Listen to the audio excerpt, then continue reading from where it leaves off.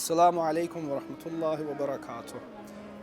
We were speaking about the maximal conditions for somebody in order to reach to the level of comprehensiveness in the pond and the territory of fasting so that he will gain the ultimate goal of fasting. Of course, there is a goal, there is a purpose. We will, inshallah, in the last episode speak about the differences between goals and the destinations. But the point here is this, that I want to have this goal met by me completely. I want to fulfill the goal of fasting. One, and second, I want to reach the destinations.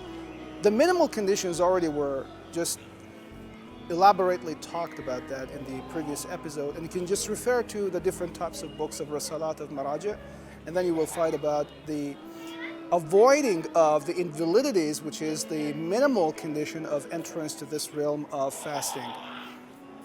But the second point is the maximal things, maximal conditions. What are they?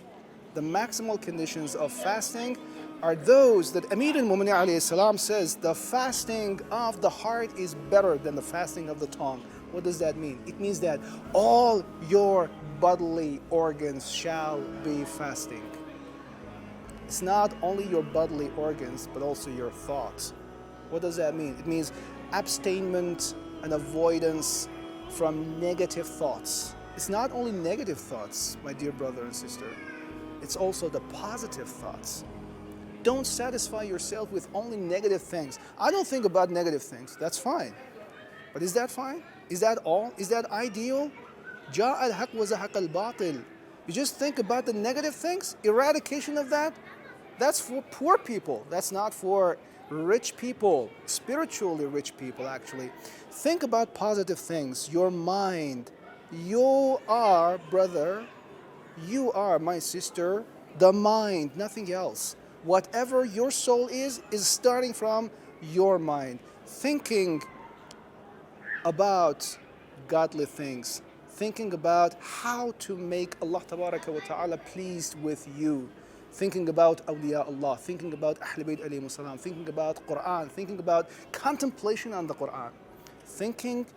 Stop thinking about the negative and sinful things in your life also.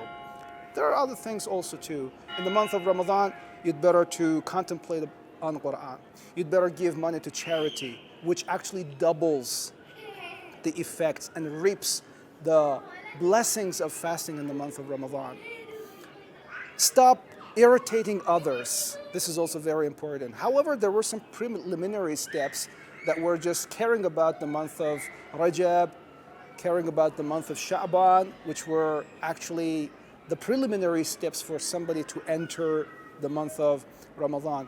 Whatever is sinful in your mind, whatever is sinful about your hands, about your bodily organs, not only stomach, all, even skin can have sinful things done, and it can stop the blessings and the reapings of the fastings. Rasulullah ﷺ was passing by a house.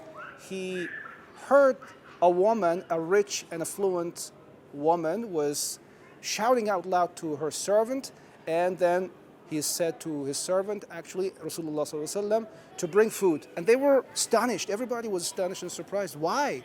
He said, bring the food. They brought the food, and he offered the food to this wealthy woman. She was also surprised. She said, I'm fasting. Rasulullah ﷺ said, stop.